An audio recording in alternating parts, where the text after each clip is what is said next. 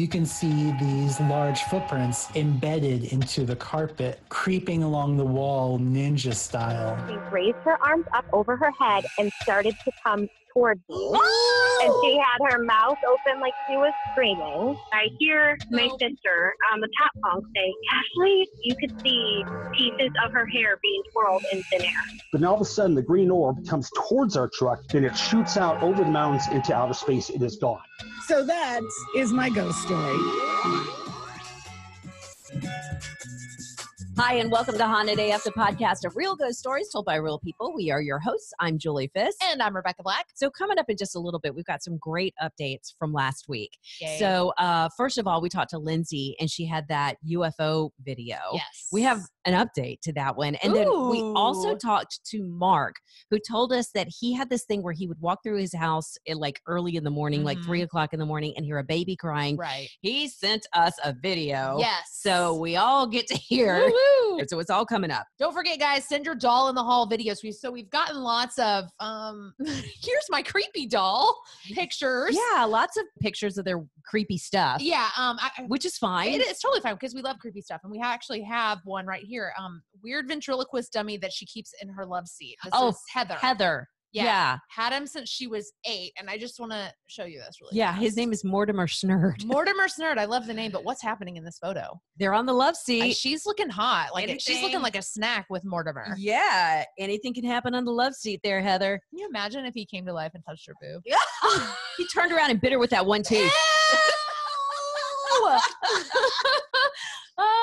So yeah, obviously we love the creepy stuff, but we still have no videos. Yeah. So we need some more, and we have a little bit of incentive. Haunted AF has partnered with wickedcatclothing.com, which features lots of fun and creepy clothes on their website. And so what we're going to do is when you send in your Doll in the Hall challenge videos, we're going to choose a winner, and that person's going to get $200 to spend on wickedcatclothing.com. And they've got fun stuff. They've got this one sweatshirt that says Bloody Mary, Bloody Mary, Bloody Mary. I'm like, that's the one I want. And then they have like official ghost hunter and stuff. So lots of cute stuff. By the way, JoJo is making an appearance on the YouTube video. She's eating my paperwork. We are struggling to make our Doll in the Hall videos.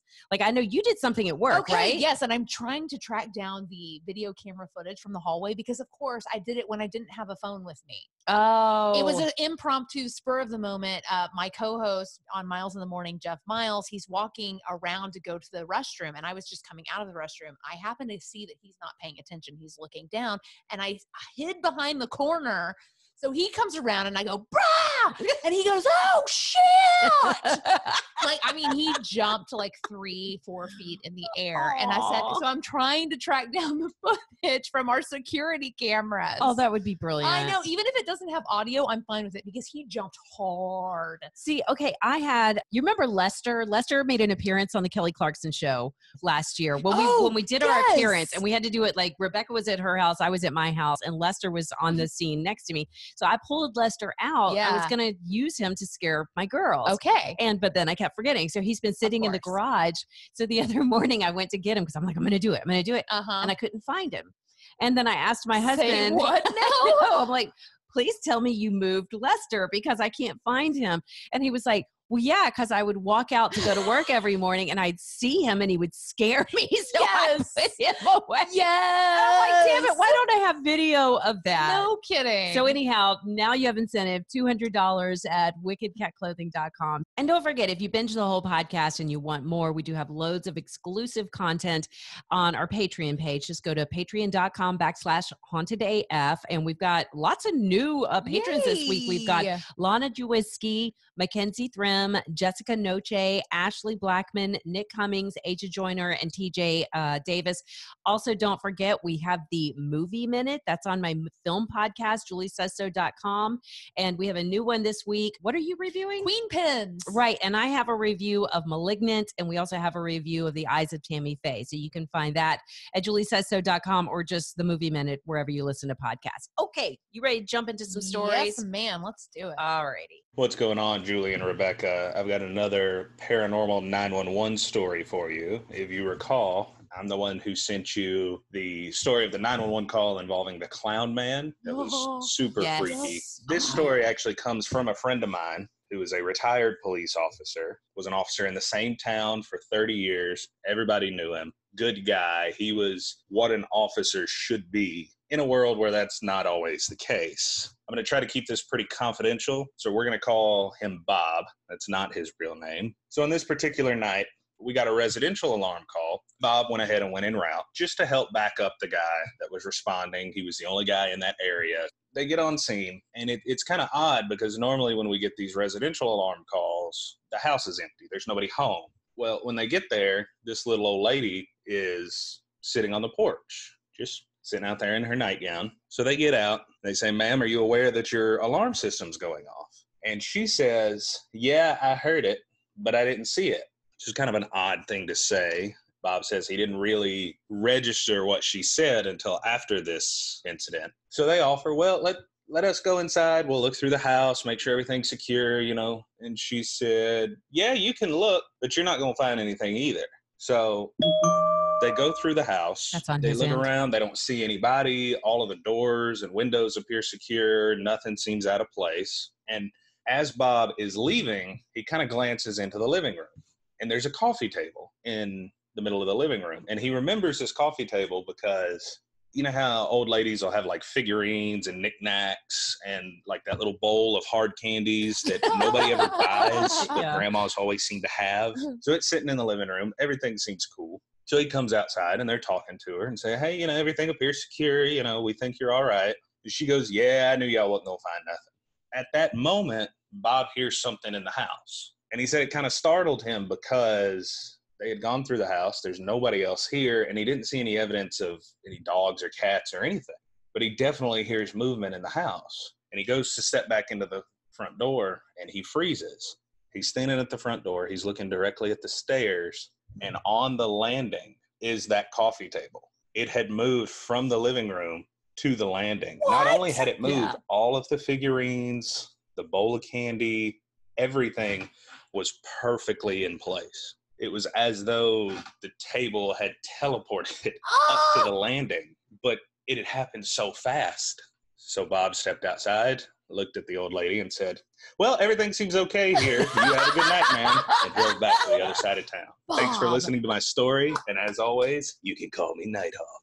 Nighthawk. Oh my gosh. First of all, Bob, what a dick cop. Gonna leave this old lady with a ghost. What's he supposed to do? I don't know. Help her. There was nobody there. Cops don't carry sage. And for the record, my grandma, that stupid bowl of candy. Oh, yeah. She kept the little mini Reese's cups. Yeah. Because my granny ruled. Okay, those were good ones. Those were the good ones. And we need to find the episode that TJ told that story about because that was terrifying. Oh, my God. That was so, the good one. Okay, so our next story comes from Athena. "I love your podcast. You guys are so funny and easy to listen to. Around 1992, I was renting half a duplex on the 13th Street in Fort Lauderdale. It was very cool looking, even had the turrets like a castle and a turning wood staircase that was very pretty. I never saw anything, just felt it, but it was obvious my pets could see it. My cats and my German Shepherd would sit at the base of the staircase and just stare up at the light fixtures hanging over it. Very creepy, just sitting there. Side by side, staring up. One day, I was home alone and in the shower. I was washing my face and felt someone touch the back of my neck where it meets my shoulder. Don't touch me. No, this is why I don't close my eyes in the shower. I have a real fear. You can have your eyes are just like bright red from all the soap. You're like, it's not getting me. I panicked, rinsed my face, and looked around the shower curtain, but there was just the cat and the dog staring back at me. I called out to see if there was anyone there, but no one was. The next event is harder to explain. My husband and I were decorating our Christmas tree, and I used the staircase to reach higher up on the tree. I distinctly remember the air in our home that night because it felt oppressive. You know that saying that you could cut the tension with a knife?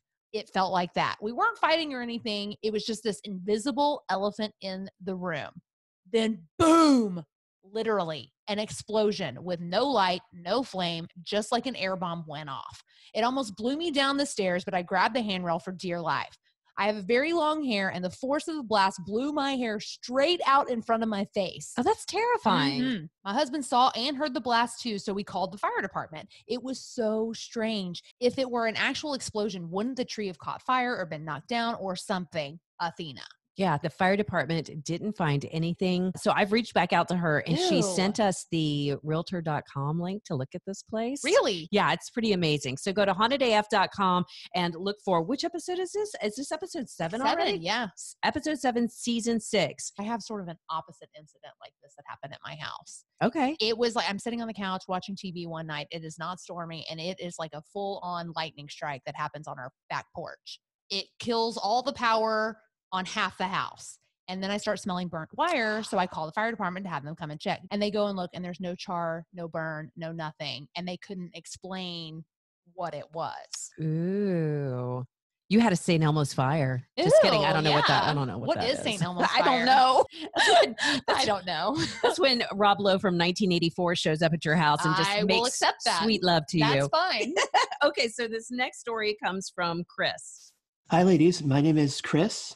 And first of all, I just want to compliment you on your podcast. I'm a big horror genre fan, and I listen to a lot of horror podcasts. And most of them are, long and serious and scary. But yours stands out for being very lighthearted and fun. I really appreciate that. So thanks, keep up the Chris. good work. We're the cool I ones. live in Yeah. Stowe, Massachusetts, which is a rural wooded town about an hour west of Boston. And I'm an amateur musician. So one night I was at band practice at my buddy's house. He lives at the end of a fairly short road in deep woods. It's deep woods all around, and no street lights, so it's very dark and very spooky. And it was about midnight when we finished practice, so I got in my car and I started driving along the short road to get to the main road. And up ahead, I noticed on the right side of the road a woman dressed in all white robe with a hood up over her head, and she's walking away from me, going in the same direction that I am. Immediately, I felt a twinge of terror, but then that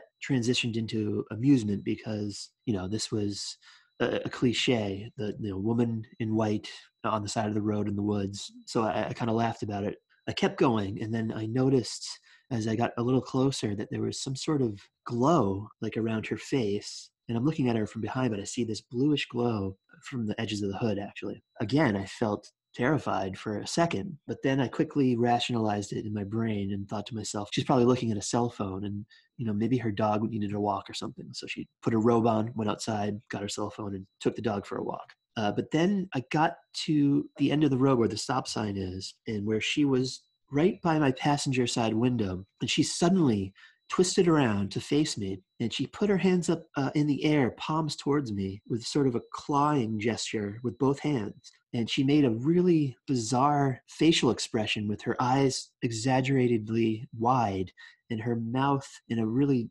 wide, closed mouth grin. And it was really scary and bizarre. The other thing that I noticed when she did that was that her face still had that bluish glow to it. So this was no longer amusing. And I got terrified, and I put the pedal to the metal, and I went right through that stop sign without looking, and I sped away as fast as I could. For one thing, I could see that she didn't have a cell phone in her hands or a dog leash or anything else. Maybe there's a rational explanation, but it certainly felt like a supernatural encounter. So anyway, thanks for listening. Bye. Thank you, Chris. Chris also said that a few nights later, whenever he went to band practice, he filmed going down that street because he was hoping that he would see her again. Yeah, but he sent me the video, and he's right. It's super creepy. But the funny part is he's driving, but he's listening to this jaunty jazz piano Happy, music. like, do, do, do. Yeah, it's like, do, not scary at all.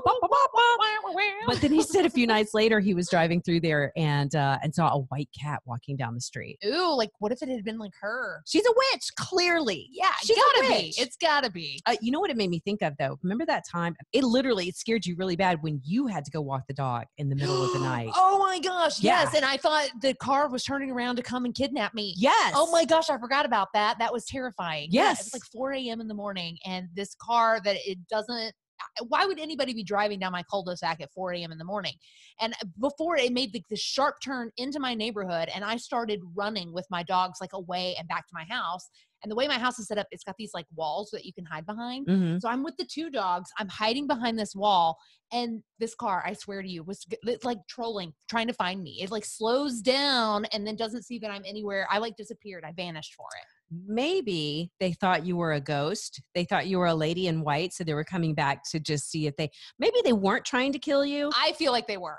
They were totally I was about trying to get taken, girl. Yeah, they were trying to kill you. But we can always just assume, hey, it was just one of those, they thought you were the lady in white walking down the street. You know what? In a weird way, I hope that they're telling their friends that version of the story. Yeah. Okay, so this next story comes from Stacy. Hey, ladies. Okay, so this is happening in real time, and I need to talk to someone about it. Oh, no, Stacy. What are you talking about? Oh, no. I'm like, yeah, good. My sister bought a house a few months ago. She lives on one side with her 2 kids, and I live on the other. I'll preface all of this by saying I'm deathly afraid of seeing a ghost. I'm obsessed with all things paranormal, but I do not want to see a ghost. Well, you have come to the wrong place. Anyway, when we moved in, it felt like my side was fine. No ghosts or weird feelings, although the original owner passed away on my side many years ago. If she's here, she's leaving me alone, which I'm thankful for. But when my sister's boyfriend was painting her side, he found upside down crosses drawn on the walls of the bedroom closet. Never a good sign. Never a good sign. Lord. She also found a little jar of black rice with some other stuff in the basement, and they just threw it away. Question. Do you think the little jar of black rice means anything? Is that some sort of, I don't know, voodoo or witchcraft or anything like that? Because I'm concerned that they threw it away. Yeah, I am too. Or it could have, I mean, there's no telling. There really isn't. I'm literally just throwing out some ideas here. I wish they had taken a picture of it so we could see it. That would help. So we've been here a few months now, and just last week, she woke up, I'm guessing her sister, in the middle of the night and found a little ghost boy in her room staring at her. Get that black rice out. No kidding. Throw it at him. That's what it's for. Yes, just to throw at a ghost. She said he was wearing a zip-up hoodie and was glowing white. Oof. She blinked, and he was gone. The next day, I was alone in the house, and out of nowhere, all my smoke detectors start going off. No fire, but it still scared the absolute crap out of me. I yelled at the ghost boy and told him not to f- with me. That'll tell him. Okay, so yesterday, I was home, and my 15-year-old niece was alone on the other side of the house. She texted me saying someone was in our backyard. I looked out the window and I couldn't see anyone, but I could hear voices. By now, my niece was in a full-on panic and came over to my side of the house. She said it was 3 people, 2 men and a woman, and they were really old. They were wearing all fancy black clothes and carrying large black umbrellas. That's ominous. Yeah. For some reason, I asked if they had hats on, and she said yes, they all had hats on, like the one Abraham Lincoln would wear. It just gets weirder. Yeah, it does. I asked if they were trying to get through the brush because beyond the fence in our backyard is completely overgrown, like unwalkable overgrown. I cannot stress this enough. There is no way elderly people could be casually walking around back there. I can't even walk back there, and no one wearing fancy clothes would ever be back there anyway. And with umbrellas? Yeah, seriously. So many questions. So many questions. So she says, so here's the thing. I'm freaked the fuck out because seeing a full-bodied apparition is extremely rare, but seeing 2, well, technically 4 within days is crazy. Right. Like, do we have a portal or something? Ooh, good question. Also, my sister's 10-year-old son said his bedroom door keeps opening and closing all night long. What do you guys think? Thanks so much, Stacy. That's a lot to take in. It is. So we're going to try to get Stacy on the podcast. Of course, you know, our original is always like, well, we got to sage the house. You got to smudge the hell out of that thing. And not just one side, like all sides. And inside, outside, everywhere you can. Get some black tourmaline for that bedroom or the closet door that keeps opening and closing. I wonder if that's the one that had the upside down crosses. I know. I bet it was. But yeah, get some sage and black tourmaline. I think they're both really cheap that you can find on Amazon. But Stacy says they reached out to a home cleanser. Okay. And that they were charging $400. Oh, so I was like, it might be worth it just to do it on your own first, just to see if that works. Then maybe call in the specialist. Right. She was thinking about contacting a paranormal group. She says she reached out to the Ghost Adventures guys. Oh my gosh, that's awesome. Yeah, but I'm like, I think they're busy. Like it might be. They got a few shows to record. So but keep us posted and we'll let you know. Hopefully we'll get Stacy on the show soon. Couple of quick updates. First of all, the Haunted AF online store. Look, Rebecca's wearing one of our new t-shirts. Look how cute is it? I love it. Also, somebody actually, remember the shirt that I wore last week, the Yes. If I Die First shirt, and we were Right. like, order up because it's super small. Somebody ordered a double XL shirt. Okay. If that is you, you have to send us a picture of you in that shirt. I also just had to share this email that pretty much just came in from Matt this morning, and he's sharing a ghost story. But then right after he sent his ghost story, Matt writes back and he says, also, I'm a metalhead, so Rebecca's death metal Dead Pet of the Week theme song is fucking epic. And then he's got like devil horns. Love it. Then he writes again. So this is 3 emails in a matter of like 3 hours. Oh my goodness. Also, I'm pro Rebecca, LOL, go team Rebecca, hashtag hot AF. Hey. Also, we got a comment on YouTube that was, love watching you guys, love watching Rebecca be adorable. So, which I am like, don't look at me. No, I'm all for the Rebecca love because you are adorable. Oh, you're that sweet. said, there will not be teams, okay? No, we get no is go United team Front right Rebecca. here. No, There's no go team. It's go team Haunted AF is what it is. Right. That brings like flashbacks to elementary school when I would be the last one picked for dodgeball or whatever. Aww. Yeah. So no teams. Another update on Lindsey's video. It's a UFO, Fred. Literally that afternoon, like right after we taped and we interviewed Lindsey, she sends me a link. She's like, oh my God, I did some research and I found another video. Yes. So this guy recorded himself and it's the exact same thing, driving down the street, and it is the same day, same date. And you see this thing floating out there. So he sold it to some news site. So I cannot play it back for you here, but we will share the link so you can go and watch it. And I highly encourage you to, because it's so funny. Lindsey, so she's like, it's a UFO. This guy's losing his shit. He's like, they're here. They're coming to get us. They're over the city. We're all gonna die. The end is fucking nigh. I mean, it's really great. So yes, definitely go and watch that. We also have an update finally on Mark's crying baby. Of course, Mark sent us a story about this weird crying baby that he is hearing in his house in the middle of the night. So Mark sent us this audio, and here, let me play it for everybody. Okay, ladies, it's about 3 a.m. I usually sit out here so I don't have to hear the baby cry anymore. So I guess we'll see if we hear it.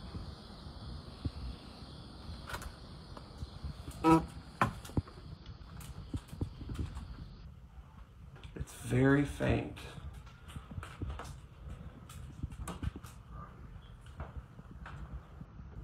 Oh boy. Yeah, there it is.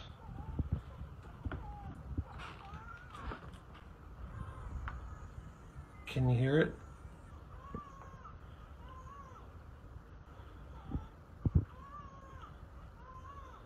I hope that's enough proof for you.